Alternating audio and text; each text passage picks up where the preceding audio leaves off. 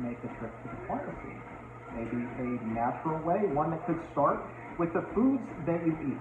And my guest today says, yeah, there is a natural way, and yeah, it is effective. Dr. Neil Barnard is here for another episode of the Exam Room Live. My friend, good to see you. Good to see you, Chuck.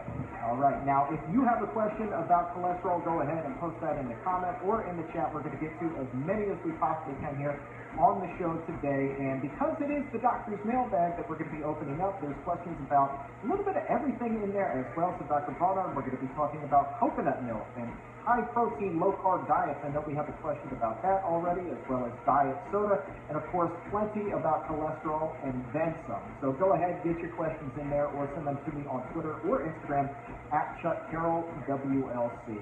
Before we open up the doctor's mailbag, Dr. Barnard, let's do a little cholesterol 101. And I think that we should first talk about what cholesterol actually is and why we even need it. Yeah, well, cholesterol is something that's made in your body, especially your liver, but all your cells can make it, and they're making it for a reason. You're using it to go into your cell membrane, where it keeps your cell membranes flexible. It's used as a raw material for making hormones. Vitamin D is made from it, testosterone is made from it, estrogen is made from it. It's sort of this all-purpose tool used for lots of things. The problem is that if there's too much of it, your body reacts to that too. If there's too much of it, it ends up getting into the artery walls, and it ends up leading to plaque development, and a plaque bursts, and that closes off your blood circulation, leads to a heart attack. And the problem is not small. The problem is huge. As you were saying in the introduction, this is a worldwide epidemic, really, where we have heart disease as the #1 killer or #2 killer in just about every country in the world. And so when we're talking about so many people who have high cholesterol, what exactly is the threshold for high cholesterol now? What number is that? Okay, if you go to a typical doctor's office, they'll say 200. 200 milligrams per deciliter is the limit. You want to be lower than that. However, I would suggest you aim for a lot lower than that. And the reason I say that, late 1940s, Framingham, Massachusetts, researchers started tracking people's diets, cholesterol levels, blood pressure, lots of factors in their lives. And they looked at who had heart attacks and who didn't. And the number 200 was pretty much irrelevant. The number that really mattered was the number 150. When people were below 150, heart disease was really rare. Then if you went from 150 to about 170, you could see the numbers really going up. 170 to 190, they were going up again. 190 to 200, they were going up again. And 200 was just a spot on this increasing curve. So why do people use the number 200? It's a round number. It's a number that people I'm not kidding, and it's a number that people can get to. So if the average cholesterol in America is between 200 to 10, you can get to 200, feel good about yourself, but you're still going to have a heart attack, very likely. Yeah. So we want to get it down, and we can. Why do people say 200? Because it's a nice round number. Okay, asked and answered. I was not expecting that one whatsoever. Let's go ahead and open up the doctor's mailbag. The first question comes to us from Olivia. It is the topic of the day. What is the best way to lower cholesterol naturally? Okay, the first thing to do is, instead of focusing just on medicines or on some magical thing that's going to bring it down, look at what's bringing it up and get away from it. What brings it up? Number 1, cholesterol itself. If your day starts with 2 eggs, you're eating cholesterol. In fact, if you're eating any animal product, you're eating cholesterol. Stop doing that. Yes, it does add to your own. The egg industry has tried to dispute that unsuccessfully, in the same way as if you eat sugar, will it add to your blood sugar? Yes. If you eat cholesterol, will it add to your blood cholesterol? Yes, it does. About half of it adds to your own. But even worse than that is certain foods that increase cholesterol production in your body. The technical word is saturated fat. The informal word is cheese, or cheese, meat, eggs to a degree as well. And there are certain plant fats, not very many, but a few of them, that have a substantial amount of saturated fat. That's going to raise your cholesterol too. So if you want to get your cholesterol down, avoid animal products completely. Keep oils really low. And if you don't do anything else, for most people, you're going to start to see your cholesterol come down And for 90% of people, your doctor is not going to even mention the idea about medication, because your cholesterol level will be in a healthy range. Perfect segue to Raymond's question. We live in a what have you done for me lately world. And so how quickly, he's wondering, can cholesterol improve if somebody adopts a vegan diet? In research studies, we usually wait about 2 or 3 months before we want to see the effect, because that's where the effect has really blossomed. But the truth is, your cholesterol starts coming down within the first week. So let's say on a given day, a person decides, I'm going to try a completely plant-based diet, so not a shred of anything else. So you're not eating eggs, so all that big load of cholesterol that's in an egg, gone. You're not eating the animal fat that's driving the cholesterol, it's all gone. Your cholesterol starts dropping on day 1. And if you're in a hurry and you went back to the doctor 2 weeks, 3 weeks from now, just in that short interval, your cholesterol will be substantially lower. But there's no reason to hurry. It's a chronic issue. So I would not bother getting tested for about 2 to 3 months out. You've mentioned eggs now a couple of times, so let's take a question from Lee, who is wondering whether or not they raise cholesterol. She's confused like a lot of people. She says that she knows that there's cholesterol in them, but she's also seen that data that you were talking about from the egg industry that says, no, they don't raise cholesterol. This is a huge thing, and it was the 2015 dietary guidelines for Americans. This is the government's guidelines for what you should do. In 2015, they were being reformulated, and everybody knew it, including the egg industry, and they made a plan to try to make eggs not look so bad. The reason they were concerned is eggs are really the biggest source of cholesterol in the diet, the cholesterol bomb. That's because when a chicken lays an egg, that egg's not falling out for room service. That egg has to have everything inside the shell to make a chicken, so that when the chicken pops out with feathers and a beak and eggs and legs and eyes and a liver and heart and all that stuff, everything that goes into making that chicken has to be in that egg. So there is a boatload of cholesterol. There's fat, there's protein, all this stuff. And so when you eat it, yes, your cholesterol level goes up. But anyway, back to the dietary guidelines. What happened was the egg industry started doing studies to try to suggest that cholesterol levels wouldn't really rise so much when people eat eggs. And so they would do studies, say, comparing eating an egg to eating sausage. And they would say, well, gee, it's really not much different. I mean, you can see the problem with that. They both raise cholesterol. Or they would do other things to try to make cholesterol look good. Bottom line, even the egg industry couldn't fight the balance. Eggs do raise cholesterol. If there's anything you want to say for it, is that there are other things that are even worse. And those are foods that have a huge amount saturated fat and dry cholesterol. But no, I would avoid eggs entirely and avoid the other animal products. So now we know that getting meat out of your diet, getting eggs out of your diet, those animal foods out of your diet is effective for lowering cholesterol, but how effective is it compared to medication? That's what Sam is wondering. Very effective. Now, if you take the skin off your chicken and eat more chicken instead of beef, and you have more fish and that kind of thing, and you switch from 2 eggs a day to 1 egg a day, the effect is minimal. It doesn't work for you. And so that's a big reason why doctors have gotten discouraged, and they started writing lipid-lowering prescriptions like candy, because they thought that wasn't very effective. Let's not do that. Let's instead eliminate all the bad cholesterol, let's eliminate all the animal fat. And when that happens, the numbers look like this. Back in 1990, Dean Cornish, who's been a great friend to the examiner, he brought in people who already had severe heart disease, did exactly the diet kind of changes, did the diet changes I'm talking about. And the LDL cholesterol, that LDL dropped not 5%, 7%, 12%. It dropped 37%. So that's in statin area. Bottom line, it's very, very effective. It varies a lot from person to person. And your cholesterol bounces around from week to week. But it's, if you do it right, it can be very much effective. Well, let's take a question now from Spike. That's a good name, because you know Spike is a guy that probably has eaten a steak or two in their day, and now Spike's a little bit curious. So Spike's making progress. But what Spike is wondering, Dr. Barnard, is whether there are any vegan foods that contain cholesterol.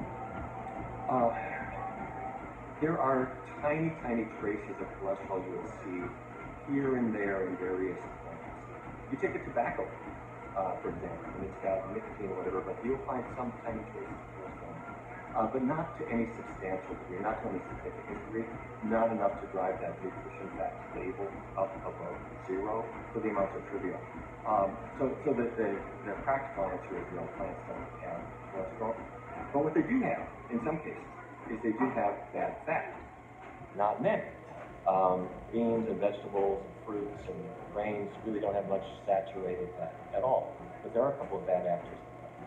Coconut oil is case in point. That's unfortunately getting into more and more foods.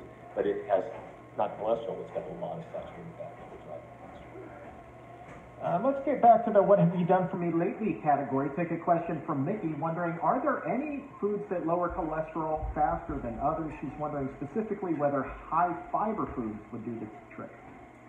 Yes, exactly, and bullseye, you're right. David Jenkins, a great researcher at the University of Toronto, and a person who has consulted with us on our work because he's just been a leader in the world of nutrition for decades. He devised a diet called the portfolio diet. And the idea was, let's say I start with a plant-based diet, but I add a portfolio of additional foods to it and see if I can augment that cholesterol lowering.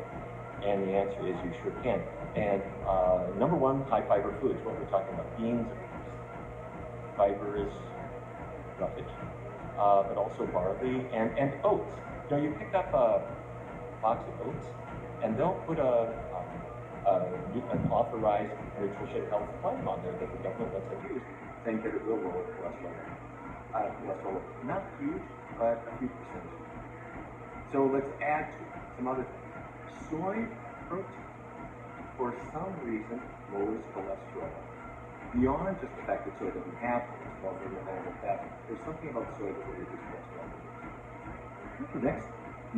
Next up, almonds. Explain it. But we think it's probably the type of fat that's in almonds. It seems to have a cholesterol lowering effect. And fourth on the list, after fiber, soy, almonds, the next one is certain kind of magical margarines out there. Now, most margarines are just replacing butter. They're not really adding anything else.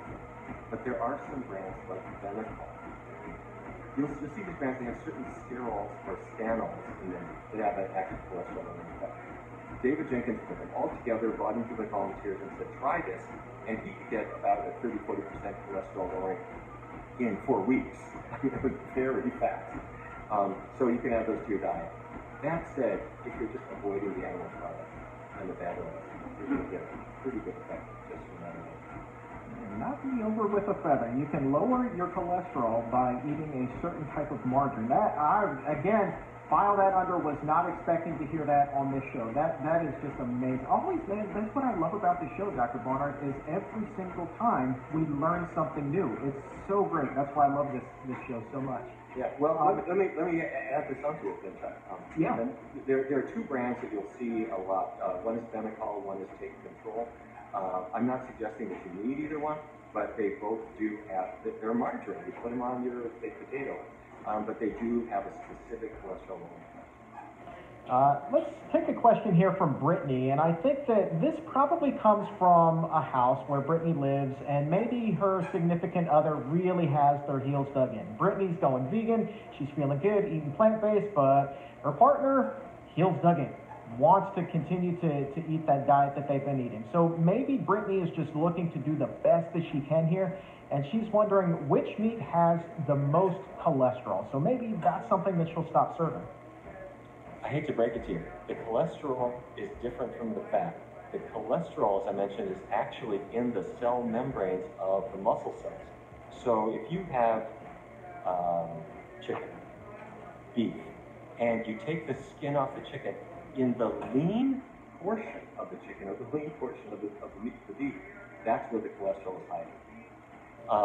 Now, getting away from the fat is helpful because the fat drives your cholesterol level up, but they really all do have it. So if your question is, which kind of burger is going to lower my cholesterol the most? Is it a beef burger, a chicken burger, or a turkey burger? The answer is the bean burger. Yeah, that's the one that's going to bring down your cholesterol, and the ketchup and pickle will not hurt you. All right, now this is an important question from Wendy, one that a lot of people I'm sure are wondering as well. Does eating a salad with a steak offset the cholesterol from the steak? Only if you ate so much salad that you couldn't eat the steak, then it would, yes. Okay, so not really much that you could do. One does not watch out the other. No, and having a salad with a cigar doesn't, reduce your risk of, the problems with the cigar. No, I'm sorry. No, it doesn't help. Important information, thank you. Let's take a question from Brandy. And there is a certain segment of the population who I think is in Brandy's position. She's wondering, do you have advice for people who still have high cholesterol despite the fact that they're eating a plant-based diet? Oh, great question. When a person gets away from animal products, you're avoiding virtually all the cholesterol, and that's good. You're also avoiding virtually all the saturated fat. But let's say your cholesterol didn't budge. Could there be something left there in the diet that could be a problem? And the big issues that can remain are coconut oil and palm oil. The reason I mention them is in the past, 5 years or so, they have been added to more and more things. You'll get a jar of peanut butter, which you would think would have peanuts in it and maybe some peanut oil. But they're adding palm oil to lots of them to give it a smoother, more buttery mouthfeel.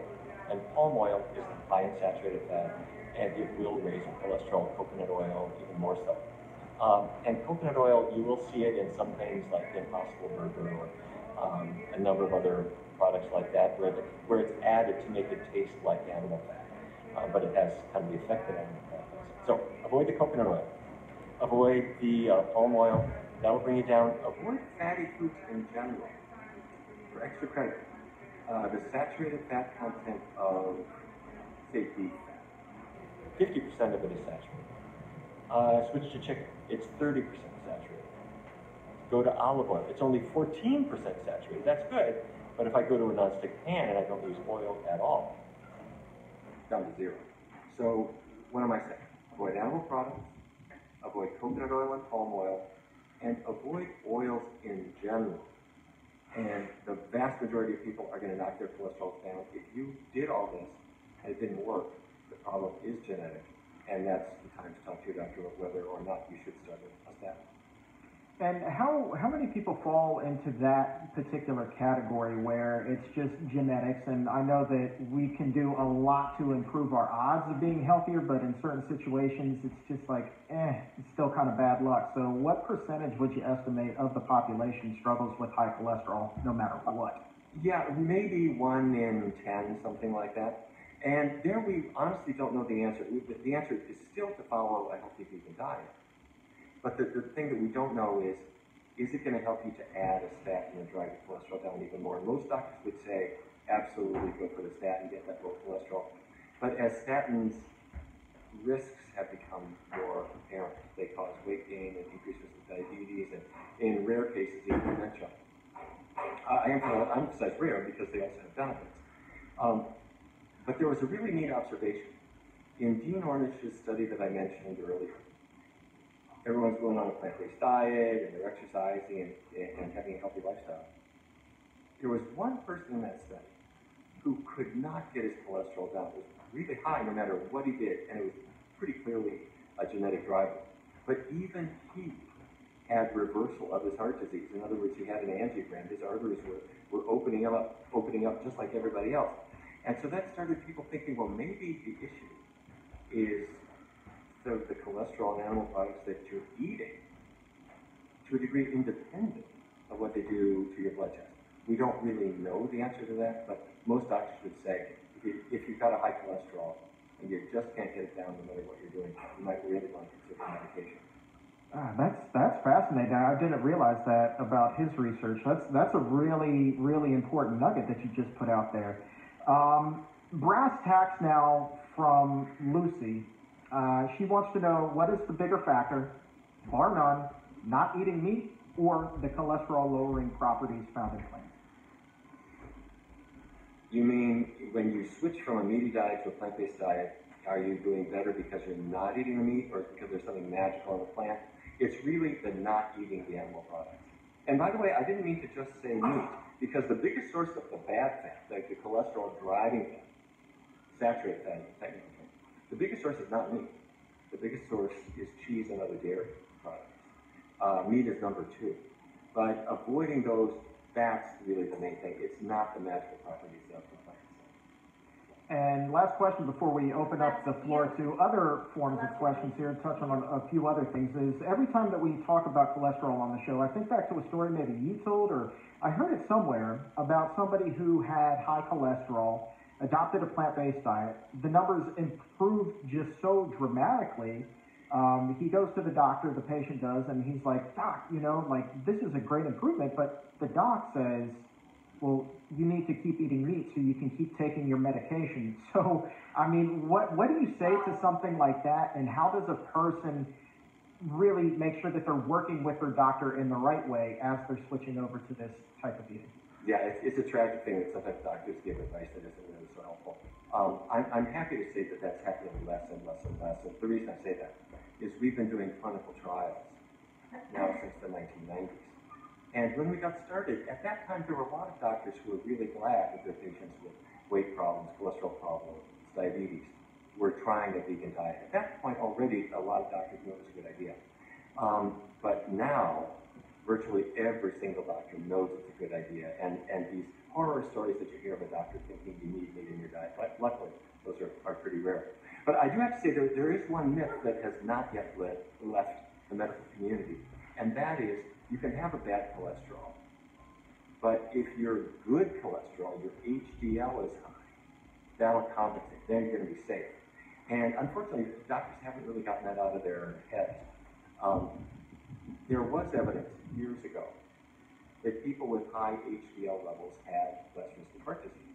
And so everyone thought, well, as long as I keep that high, I don't care what my bad cholesterol, my LDL cholesterol is. Mistake.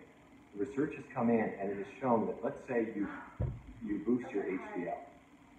There are medications that boost HDL. It turns out that it doesn't actually reduce your heart disease risk at all.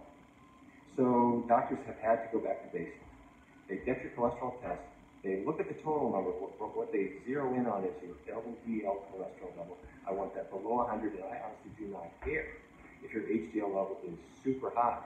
If that LDL number is not low, I want to take action, and you should do it. All right, let's open up that doctor's mailbag now and then see if we can't pivot and get something else. We'll start with Gail, who's going to take us from cholesterol to kidneys. She's wondering what foods help with kidneys, and is it possible to reverse poor kidney health? Oh, what a great question. Your kidneys are your filters.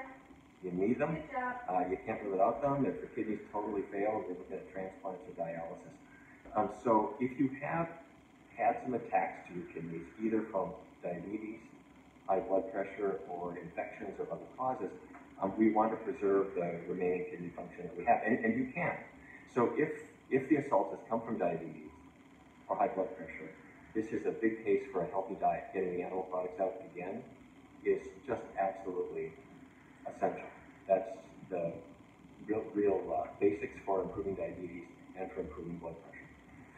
There has been a lot of debate among scientists about animal protein's role in kidney disease, and most of the evidence suggests that we really want to get the animal protein out of our diet because it can be hard on the kidneys too. Stay tuned on that, but it looks like it's helpful for preserving the kidney function as well, so it's really important. Take a question from Lindsay wondering about diet soda. She wants to know, is it really bad for you? She says she still craves it after 3 years of going without it. You got to ask yourself, what the heck is in it? You are not alone. People can get hooked on this. They really can. In favor of artificially flavored sodas, it's not sugar. They really are calorie-free or close to it, depending on how it's made. And so you're removing a big chunk of calories. I mean, you have one big 20-ounce soda. It could be 250 calories. You go to a diet soda, that's gone. That's good. Problem is that the health benefits haven't really materialized. You don't see people losing weight. You don't see it reducing diabetes risk, and people switch to diet sodas. And some people have suggested that that's because the diet soda maintains a desire for sugary tastes. And so it drives you, you have that diet soda at 10 o'clock in the morning, you still want sugar at 2 o'clock in the afternoon, and 5 o'clock, and 8 o'clock, and 9 o'clock. And so that, in fact, when we've looked at the risk of developing diabetes, it's driven as much by diet soda as it is by regular soda, if it's even driven at all by regular soda. So my bottom line is, I don't think they're poison, I don't think it's the worst thing in the world, but there is some benefit to getting away from it because it maintains that taste for sweet stuff. You mentioned earlier in the show about cooking without oil, trying to move to that area in the kitchen. And so if you're doing that, you need the proper kind of cookware. So Anna is wondering, what are the best and safest options for that? You can go in a couple different ways. Plain old stainless steel is fine. And there are some brands of it that are so well made, you really don't need oil with them at all. Just tremendous products. If you're going to a nonstick pan, you're probably worried that this is going to be one of those pans from the 1970s where you're frying up something and little bits of the Teflon are chipping off into your food, and you're wondering, are you inhaling fumes as they're being made? Technology has really advanced. And the nonstick pans that are produced nowadays, from what I have seen,